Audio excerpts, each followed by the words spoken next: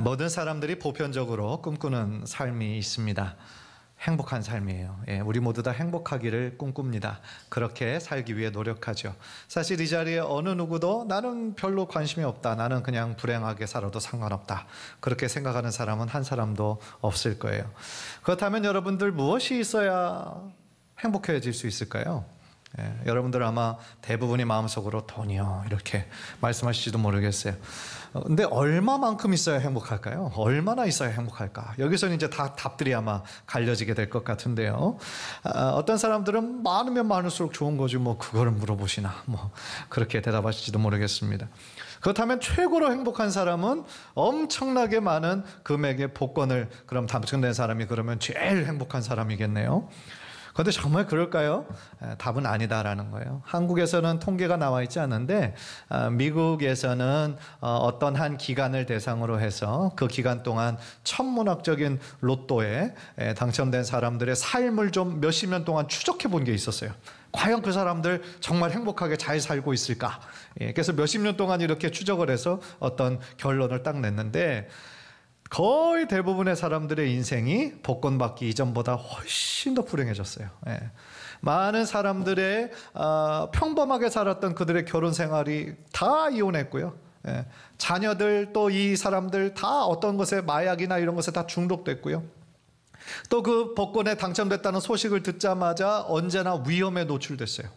그 사람들이 어디 가는 곳마다 집마다 강도들 막 갑작스러니 그런 사람들이 막 쳐들어오고 또 기부해달라고 막 끝까지 붙잡아 하고 그러니까 그들의 삶이 정상적인 삶을 영위할 수가 없게 된 거예요. 대부분의 삶이 그렇게 끝났어요. 돈으로 정말 행복을 살 수 있을까요? 하버드 대학의 행동과학자인 한 과학자가 이렇게 결론을 내렸습니다. 돈으로 행복을 살 수 있는지에 대한 과학적 합의는 아직 없다. 무슨 얘기냐면 정말 돈이 많으면 행복한가에 대한 결론이 없다는 거예요. 연관이 어느 정도 있겠지만 사실은 그것이 학문적으로는 전혀 입증이 안 됐다라는 얘기예요. 그렇다면 행복한 삶의 어떤 절대적인 조건이 있을까요? 또 다른 하버드 의대 교수인 한 교수가 아주 재밌는 그런 리서치를 해서 제가 봤는데 50세 이전에 이 7가지 조건 중에 한 5가지 이상이 되면 80세가 되었을 때 행복하게 살 가능성이 높대요. 그 7가지 조건을 여러분에게 말씀 한번 드려볼 텐데요. 첫 번째는 고난에 대처하는 자세, 두 번째는 평생에 걸친 교육, 세 번째는 안정적인 결혼 생활, 네 번째는 45세 이전의 금연, 다섯 번째는 알코올 중독 경험 없는 적당한 음주, 여섯 번째는 규칙적인 운동, 일곱 번째는 적당한 체중이었어요. 그래서 50세를 기준으로 해서 이 7가지 중에 5, 6가지를 갖춘 사람들 중 50%가 80세에 이르렀을 때 행복하고 건강하게 살고 있다라는 거고요. 7가지 중에 3가지 밑에다 그러면 80이 되었을 때 행복하고 건강하게 삶을 사는 사람들이 많이 없었다라는 얘기예요. 뭐 적으실 것까지야 없어요. 이것은 성경이 아니잖아요. 그죠? 참고할 만한 이야기입니다. 그 리서치라고 해봐야 사실은 그 리서치의 샘플에서 얻어낸 어떤 결론인 거죠. 그래서 모든 사람에게 다 적용될 건 아니지만 그래도 참조해 볼 만한 가치가 있다 해서 제가 여러분에게 소개해 드리는 거예요. 재미있는 거는 이 7가지 중에 우리가 정말 절대적으로 생각하는 돈이 없다는 거예요. 신기하지 않습니까? 돈이 어느 정도 있어야 우리가 행복할 것 같잖아요. 그런데 하버드대 교수가 여러 가지 학문과 그 샘플을 대상으로 조사해 봤을 때 돈이 없어요. 7가지 중에. 또 1번에서 고난을 대처하는 자세가 행복과 불행을 결정하는 굉장히 중요한 지표가 된다. 저는 이것도 굉장히 새롭더라고요. 그러니까 무슨 얘기입니까? 우리들의 인생에 있어서 결국은 태도의 문제다라는 거예요. 마음의 문제다. 어떤 사람들도 다 삶을 살면서 자기가 예측하지 못했던 고난과 어려움들을 만나잖아요. 모든 사람 다 동일하거든요. 이 자리에 뭐 10대도 있고 20대도 있고 30대, 80대까지 다 계신데 인생을 살면서요 다 어떤 어려운 상황들을 만나요. 10대라고 어려운 게 없겠습니까? 천만의 말씀이요. 얼마나 인생에서 심각하게 고민하고 방황하는 것들이 많이 있습니까? 다 어려워요. 그런데 이런 것들을 다 만나게 되는데 그것들을 우리가 어떻게 대처하느냐, 그거에 따라서 그 사람이 행복해질 수도 있고 불행해질 수도 있다라는 거예요. 그 2번에서는 나이가 들어도 계속해서 어떤 배우는 거를 행복의 조건으로 삼았어요. 이것도 우리가 참조할 만하죠. 학교에서 다시 공부를 하라는 얘기가 아니에요. 어떤 운동이나 취미나 그런 것들을 계속 새롭게 배우면서 지적인 호기심을 가지라는 거예요. 예. 그렇게 될 때 건강하고 행복하게 노년에도 살 수 있다. 세 번째는 결혼관계, 안정적인 결혼관계를 이야기했지만 넓게 보면 인간관계를 의미하는 것이 아닌가라는 생각이 들어요. 다른 것들이 다 갖추어져 있다고 할지라도 같이 할 수 있는 배우자가 없다면, 혹은 뜻을 같이 할 수 있는 친구가 없다면 행복한 삶을 살기가 어렵다라는 뜻이겠죠. 네 번째부터 7번째까지는 건강에 관련된 문제 같아요. 제가 봤을 때 육체적인 건강, 정신적인 건강 두 가지를 다 포함하는 거겠죠. 사실 방금 전에 제가 말씀드렸던 이 학문적인 결과에 이거를 좀 제쳐놓고서라도 안타까운 거는요, 우리들 중에 많은 사람들이 어떤 것에 대한 결핍을 안고 살아간다는 거죠. 부족한 게 있어요. 그러니까 그것으로 인해서 만족하지 못해요. 그러니까 이것만 있으면 내가 행복할 것 같은데 언제나 그런 결핍의 마음을 가지고 살아가는 것이 우리들의 인생이 아닌가라는 생각이 듭니다. 그러니까 많은 사람들이 물질에 대한 결핍, 또 진정한 사랑에 대한 결핍, 인생의 참 의미와 본질에 대한 어떤 결핍, 어떻게 사는 것이 잘 사는 인생인지 모르는 채 그저 우리가 살아왔던 습관대로 인생의 관성에 의해서 그렇게 살아가는 사람들이 많이 있다라는 거예요. 오늘 본문에 나오는 한 사마리아 여인의 삶도 그랬어요. 이름도 알려져 있는 사람이에요. 사마리아 수가성에 있는 한 여인은 여러 가지로 결핍이 많은 사람이었어요. 행복한 여인이 아니었어요. 사랑의 관계에 결핍이 있었어요. 또한 영적인 결핍도 있었던 여인이었어요. 그런데 중요한 거는요, 예수님이라는 분을 만나면서 그녀의 인생이 180도 변했다라는 거예요. 그녀의 삶을 늘 억누르고 있던 결핍의 문제가 해결됐어요. 언제나 인생에 대해서 목마른 갈증이 있었던 여인이었거든요. 그런데 예수님을 만나면서 그 갈증이 해결이 된 거예요.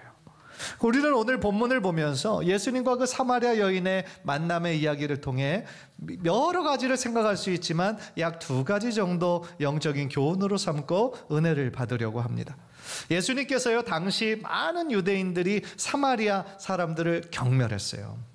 왜냐하면 사마리아 사람들은 혼혈인이라는 거예요. 원래는 같은 민족이었는데 아수르에 의해서 혼혈 민족이 됐어요. 그러니까 유대인들은 그 사마리아인들을 경멸한 거예요.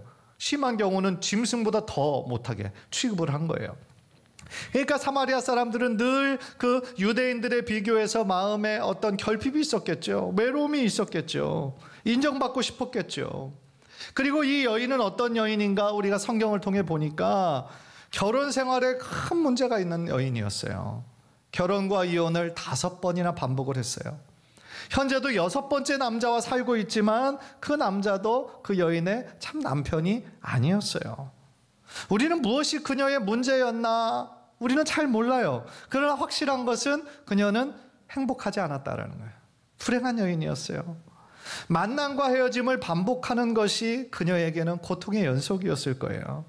관계의 실패를 겪을 때마다 얼마나 큰 아픔이 있었겠어요. 어떻게 보면 그 여인의 그 아픔과 상처를 좀 회복하기 원하는 마음이 있었기 때문에 계속해서 다른 남자를 만난 게 아닌가라는 예상을 하게 만들어요. 그러니까 직전 남자한테 받았던 상처와 아픔, 그 결핍을 다른 좋은 남자 만나면 내가 채울 수 있지 않을까라고 하는 그런 바람이 있지 않았을까, 우리가 예상할 수 있습니다. 그런데 어떻게 보면 그녀가 새로운 남자를 계속 만나는 것은 구약의 예레미야 선지자가 이런 비유를 한 적이 있어요. 이미 터진 웅덩이인데 터진 웅덩이에다가 계속해서 물을 붓는 그런 행위였던 거죠. 집착에 가까운 행위였다라는 거예요. 그런데 여러분, 주님께서는 그 여인을 아셨어요. 그 여인이 가지고 있던 그 아픔과 상처와 그 모든 인생의 목마름을 주님은 다 아셨어요. 그리고 그 여인이 그것을 부끄러워했잖아요. 감추고 싶어 했잖아요. 그래서 다른 사람들이 다 없는 그 시간에 와서 물을 혼자 몰래 길고 있잖아요. 그런데 그녀를 일부러 만나주시면서 그녀의 아픔을 드러내세요. 예수님이 그녀의 아픔을 지적을 하십니다. 아픔을 지적하는 이유는 뭐였냐면 그 아픔을 치유하기 원하셨기 때문이에요. 그리고 그를 영혼의 구원에 이르도록 초청하시기를 원하셨기 때문인 것이죠. 간절히 바라기는 여러분의 마음을 좀 활짝 여시고요, 지금도 두 팔 벌려 나에게 오라고 기다리고 계시는 그 주님의 품에 안겨서 세상이 우리들에게 줄 수 없었던 깊은 영혼의 만족감과 기쁨을 누리시게 되기를 주님의 이름으로 간절히 축복합니다. 두 번째로요, 우리가 오늘 본문을 통해 깨닫는 거는요, 모든 영혼에게는 채워지지 않는 영혼의 갈증들이 있어요. 채워지지 않은 영혼의 갈증들이 모두에게 있어요. 아무리 겉으로는 완벽해 보이는 사람이 있잖아요. 야, 저 사람이 무슨 문제가 있겠어, 이렇게 많이 가진 것이 많은데. 그렇게 생각하는 사람들도요, 사실은 한꺼풀 까서 그 사람의 내면을 돌아다보면 다 문제가 있어요. 다 아픔이 있어요.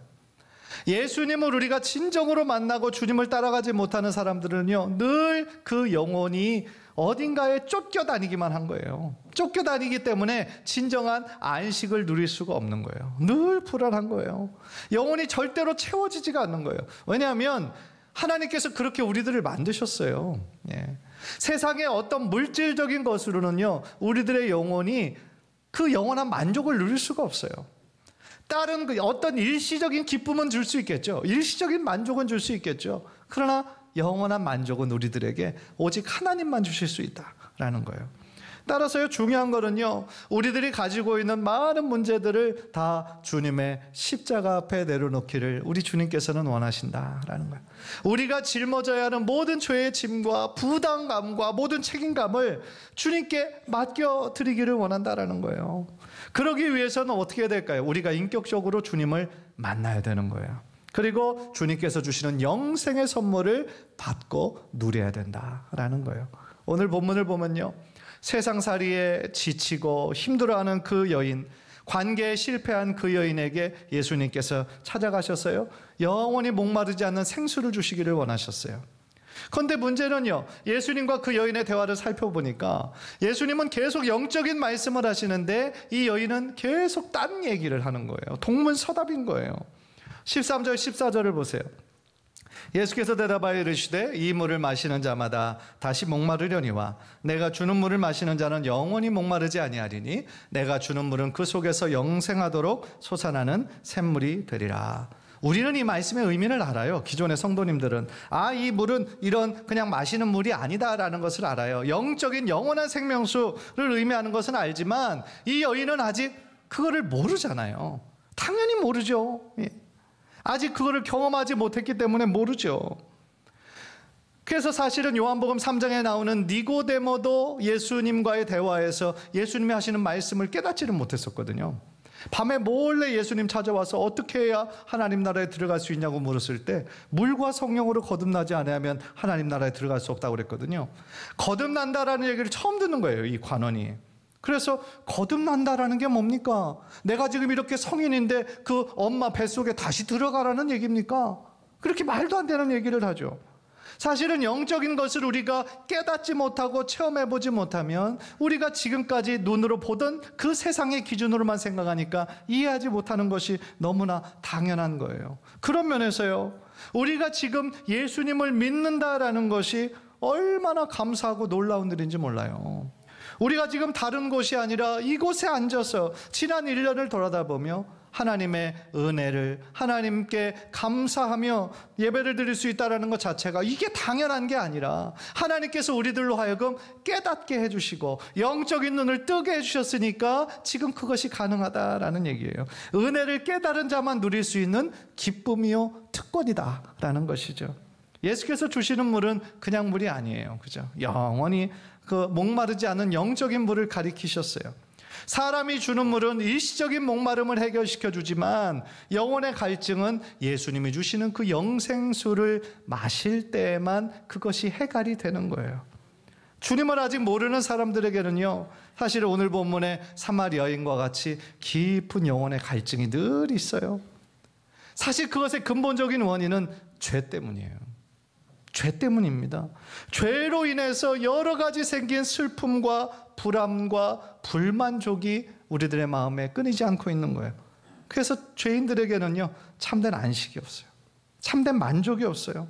진정한 행복을 누리지 못해요. 늘 불안하고 허무한 거예요.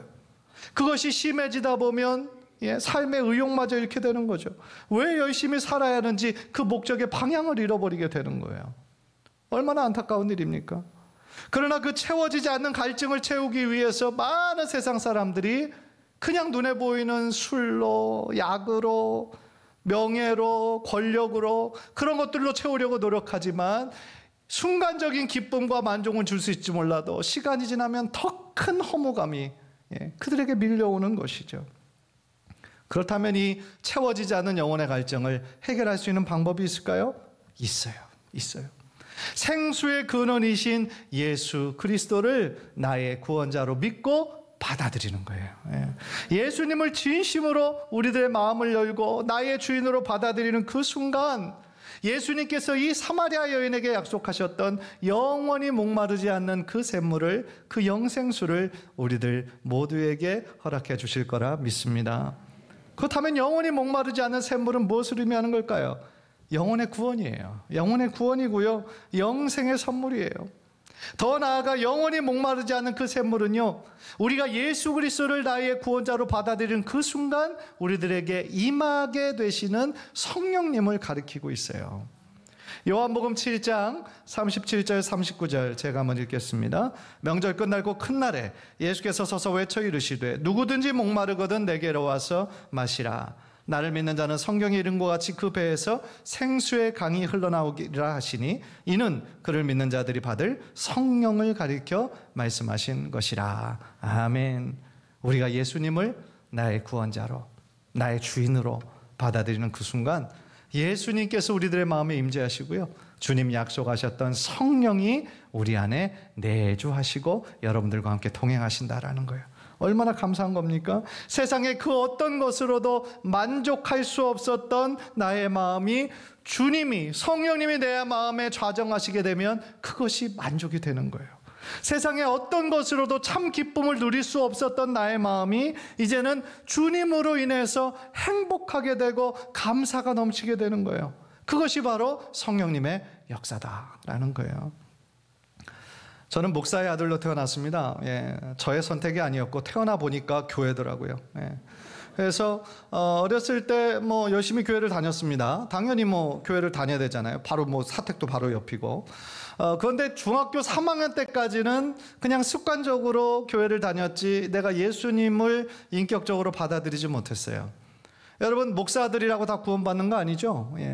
목사 그 집안의 한 사람만 대표로 교회 다닌다고 해서 그 집안 전체가 구원받는 거 아니잖아요. 구원은 다 1대1의 고백이 있어야 되는 거예요. 그래서 우리들의 입으로 예수님을 나의 구원자로 시인해야 그 사람이 구원받는 거거든요. 저는 목사 아들로 태어났지만 여러 예배를 빠지지 않고 다녔었지만 구원받지 못했었어요. 중학교 3학년 때까지. 근데 중학교 3학년 때 부흥회였던 것 같아요. 말씀을 듣고 기도하는 시간이었는데 제일 처음에는 그렇지 않았는데 기도를 하다 보니까 이상하게 제 마음이 막 뜨거워지는 거예요. 그전에는 느끼지 못했고 경험해 보지 못했던 경험이었어요. 마음이 막 뜨거워져요. 그런데 그 순간부터 또 어떤 일이 일어나냐면 신기하게 내가 그때까지 지었던 나의 죄들이 나의 앞에 막 선명한 사진처럼 한 컷 한 컷 이렇게 막 지나가기 시작하는 거예요. 마치 영화처럼, 파도라마처럼 내가 지었던 죄, 사실 다른 사람들, 친구들에게도 얘기하지 않았던 그런 죄들도 있었거든요. 그런 것들까지 막 보여주시는 거예요. 너무너무 창피했어요. 너무 창피하고 부끄럽고. 그래서 그때부터 하나님께 회개하기 시작했어요. 하나님이 막 보여주시는데 어떻게 해요? 그죠? 그 보여주시는 대로 회개했어요. 하나님 죄송합니다. 하나님 내가 이거 나만 알고 그냥 넘어가려고 그랬는데 하나님께 다 회개했어요. 얼마 동안 기도했는지 모르겠어요. 그런데 기도를 마치고 기도 어느 순간 내 마음에 자유하다라는 그 느낌, 해방감, 자유감 엄청나게 내 마음에 막 벅차오르는 것을 느꼈어요. 죄에 대한 부끄러움과 죄책감이 사라져 버렸어요. 그리고 내 마음에 기쁨과 감사가 마치 샘 솟는 것처럼 막 솟아나기 시작했어요. 세상이 달라져 보였어요. 세상이 그토록 아름다울 수가 없었어요. 어떤 일이 일어난 겁니까? 세상이 정말 변한 겁니까? 아니요. 세상은 그대로였지만 내가 변화된 거예요. 내가 영적인 새로운 눈을 뜬 거예요. 내가 예수님을 만났고 구원받은 거예요. 영원한 생수이신 성령님을 체험한 거예요. 그래서 저는 예수님이 너무 좋았어요. 중학교 3학년 때, 지금 생각하면 너무 어린 나이지만 예수님이 너무 좋았고 내 인생을 주님께 드리기로 그때 헌신했어요. 작정했어요. 사실 삼형제로 태어났거든요. 삼형제 중에 제가 막내예요. 그래서 아버지는 우리 큰형이 목회자의 길을 가기를 그렇게 원하셨고 기도하셨던 것 같아요. 그런데 큰형은 고등학교 2학년 때 나는 도저히 못하겠습니다. 머리를 빡빡 깎고 막 그러더니 도저히 못하겠다고 데모하고 그러더라고요, 아버지한테. 그런데 막내인 저한테는 한 번도 너는 목회자가 돼야 된다 말씀하지 않으셨어요. 그런데 저는 스스로 중학교 3학년 때 은혜를 체험하고 내가 이렇게 길을 가는 것이 가장 좋을 것 같다고 그렇게 말씀을 드리니까 얼마나 좋아하시던지요. 물론 그때부터 이후로 지금까지 믿음의 길을 가는 것이 언제나 기쁘고 언제나 행복한 것만은 아니에요. 때로는 힘든 순간도 있죠. 그러나 이 믿음의 길, 선한 싸움으로 지금 걸어가고 있는데 늘 하나님께서 나와 함께 하심을 내가 믿기 때문에 이 믿음의 길을 계속하며 걸어갈 수 있는 것이죠. 여러분, 저는 여러분도요, 저처럼 예수님을 만나서 예수님 안에 누리는 참 생명과 기쁨과 참 자유를 누리시게 되기를 주님의 이름으로 간절히 축복합니다. 왜냐하면 우리 예수님은 정말 좋은 분이세요. 우리 예수님은 정말 좋은 분이세요. 그렇다면 그 좋은 예수님을 우리가 어떻게 만날 수 있어요? 제가 여기 앞에서 아무리 이론적으로 여러분들에게 얘기해도요, 사실은 여러분들이 직접 만나지 않고는 참 체험하기가 어려운 거예요. 여러분들 수영하시는 분들 많으시죠? 수영은요, 이론적으로 배우는 운동이 아니에요. 실제로 해봐야 되는 거예요. 그렇죠? 수영을 못하는 사람들이 제일 먼저 해야 하는 거예요, 뭡니까? 일단 물에 뜨는 거예요. 그죠? 물에 대한 두려움이 있는 사람들은요, 물 위에 뜨는 거를 굉장히 어려워해요. 왜냐하면 그 물에 대한 어떤 지금 두려움이 있기 때문에 내가 물 속에서 뜰 수 있다라는 그 사실을 믿지를 못하는 거예요. 그런데 여러분, 그 코치가 계속 강조하는 게 뭐예요? 힘을 빼세요. 몸에 힘을 빼세요. 그러면 몸이 떠요, 물에. 그러면서 정말 얼굴을 거기 물속에 박고 자신의 몸을 빼는 순간 몸이 뜨죠. 신기한 경험을 하는 거예요. 믿음도 마찬가지예요. 지금까지 자신만을 의지하던 나의 삶의 힘을 빼는 거예요, 여러분. 그리고 이제는 주님을 신뢰하는 거예요. 물속에 뜰 수 있다라는 것을 믿는 것처럼 이제는 나의 힘을 빼고요, 지금까지 내 삶의 주인은 나였어요. 내가 선택하고 내가 결정했어요. 나의 삶의 주인은 나였어요.